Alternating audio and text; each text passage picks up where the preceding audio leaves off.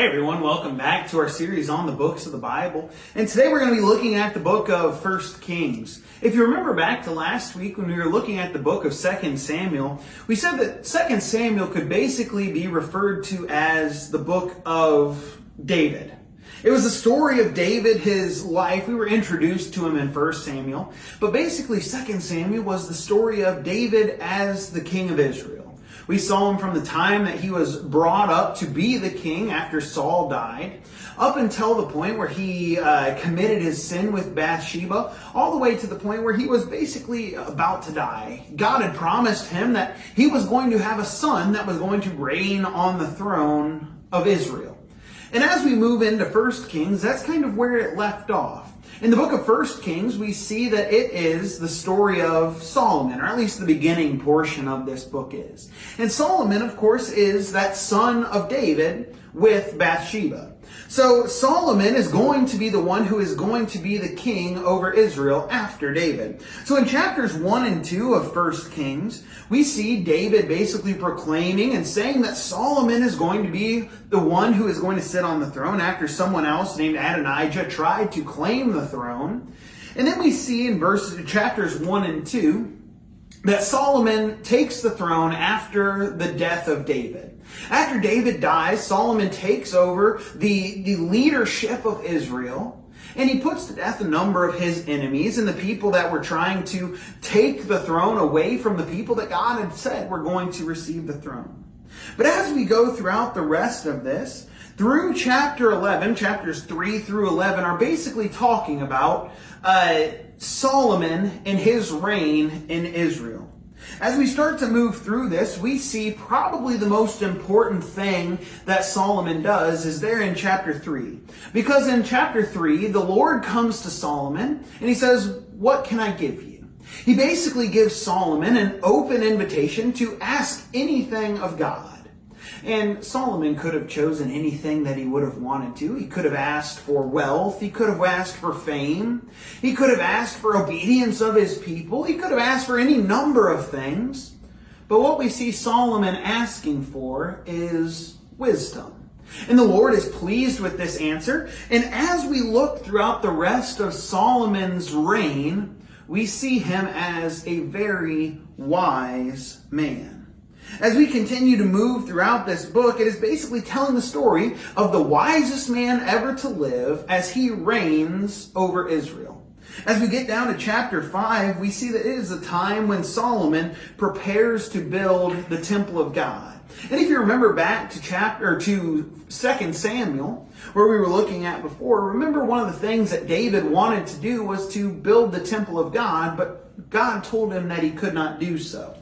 Remember that because in 1 Kings chapter 5, starting in verse 2, it says, "Then Solomon said to Hiram, saying, 'You know how my father David could not build a house for the name of the Lord his God, because of the wars which were fought against him on every side, until the Lord put his foes under the soles of his feet.' Verse 4, 'But now the Lord my God has given me rest on every side. There is neither adversary nor evil occurrence. And behold, I propose to build a house for the name of the Lord my God. As the Lord spoke to my father David, saying, Your son, whom I will set on your throne in your place, he shall build a house for my name.'" As we see Solomon, as he's set up on the throne of Israel, he takes the time and he starts to look around. And throughout the rest of the book of 1 Kings, we're going to see about the things that Solomon does, his accomplishments. But notice one of the first things that he wants to do is to fulfill the goal of his father and fulfill the will of God to build the temple of God. As we move into chapter 6, we see Solomon's temple that he builds. We see the beauty that is placed into it, the dimensions, the things that are set inside of it. Throughout the rest of this, basically chapter 6 down through chapter 10, we see basically Solomon's buildings, his projects, the things that he does, and also the success that he has as the king. we look at this, we see a very wise man who is striving to do the things that are going to be best for Israel and also loving God as he does all of these things. However, as we get to chapter 11, we see Solomon's failure. In 1 Kings chapter 11, verses 1 through 6, it says, "Now King Solomon loved many foreign women, along with the daughters of Pharaoh, Moabite, Ammonite, Edomite, Sidonian, and Hittite women, from the nations concerning which the Lord had said to the people of Israel, you shall not enter into marriage with them, neither shall they with you, for surely they will turn away your heart after their gods."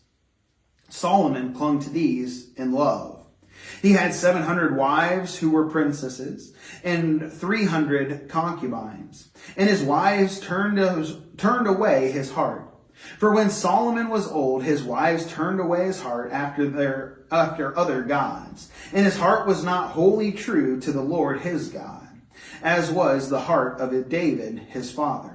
For Solomon went after Ashtoreth, the goddess of the Sidonians, and after Milcom, the abomination of the Amorites. So Solomon did what was evil in the sight of the Lord, and did not wholly follow the Lord, as David his father had done.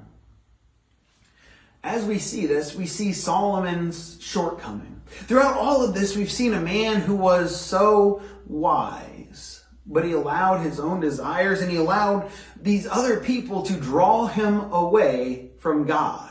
His major shortcoming was his love for the people that God said he should not enter into marriage for. And because of that, his wives drew him away from God at the end of his life. After this, we start to see a change in the kingdom of Israel. Because shortly after this time that we see there in 1 Kings chapter 11, going down through chapter 12, we start to see that there is going to be a split in the kingdom of Israel.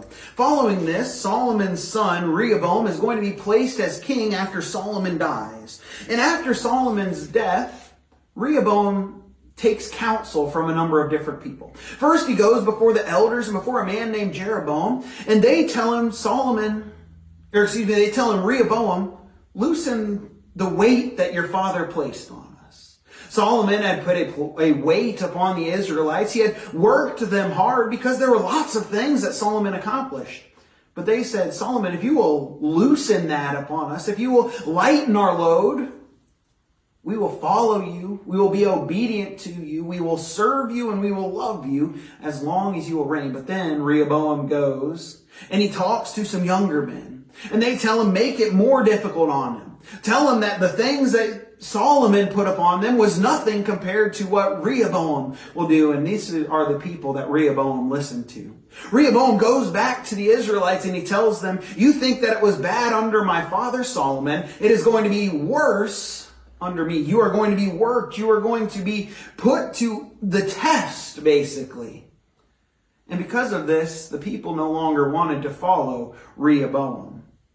In chapter 12 and verse 16, it says, Now when Israel saw that the king did not listen to them, the people answered the king, saying, What share have we in David? We have no inheritance in the son of Jesse. To your tents, O Israel. Now see to your own house, O David. So Israel departed to their tents.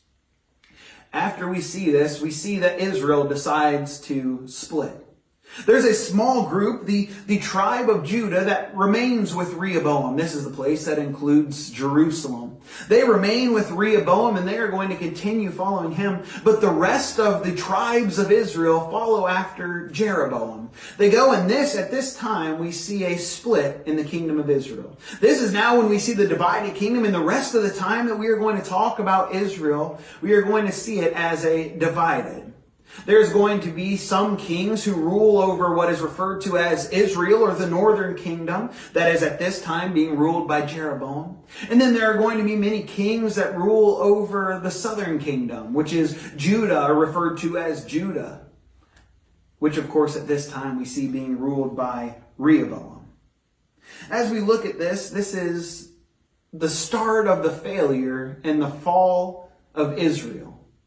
But when we look at this book, this is a book of history. It tells the story of a number of kings and ultimately starts to tell the story of the decay of Israel. And in it we see the failures of multiple men. We see Solomon's great choice in asking God for wisdom, and we see the wisdom that he possesses not only in this book and in his rule, but also in the book of Proverbs and all of the things that he says there. But then we see the thing that draws his heart away from God. How even though he was so wise, he allows something to come between him and God. And then we see the failure of Rehoboam, and we see the failure of Jeroboam as he goes and he builds these false gods. And we start to see the decay and the problems that are going to happen with Israel. But before we leave, I do want to leave with one final passage, and this is going back to chapter 2. 2 Kings chapter 2 and starting in verse 1. And notice this is some of David's final words. 1 Kings chapter 2 starting in verse 1 says, "Now in the days of David drew near that he should die. And he charged Solomon his son, saying, I go the way of all the earth. Be strong therefore and prove yourself a man. And keep charge of the Lord your God, to walk in his ways, to keep his statutes, his commandments, his judgments, and his testimonies, as it is written in the law of Moses, that you may prosper in all that you do. And whenever you turn, that the Lord may fulfill his word, which he spoke concerning me, saying, if your sons take heed to their way, to walk before me in truth with all their heart and with all their soul, he said, you shall not lack a man on the throne of Israel." Notice in David's final words, he starts to speak to his son Solomon. And David basically is recounting his life. And it's obvious that David acknowledges that all the things he was able to accomplish, his victories as the king over all of Israel, were given to him because of God. And he tries to instill this into his son Solomon. He tells him, in all your ways and all the things you do, as you're going to be set up as king over Israel after I die, focus upon the Lord. Keep his statutes, keep his commandments, keep him in the forefront of your mind, and he will bless you and guide you in the things that you do. Folks, this is something that I think we can learn from as well.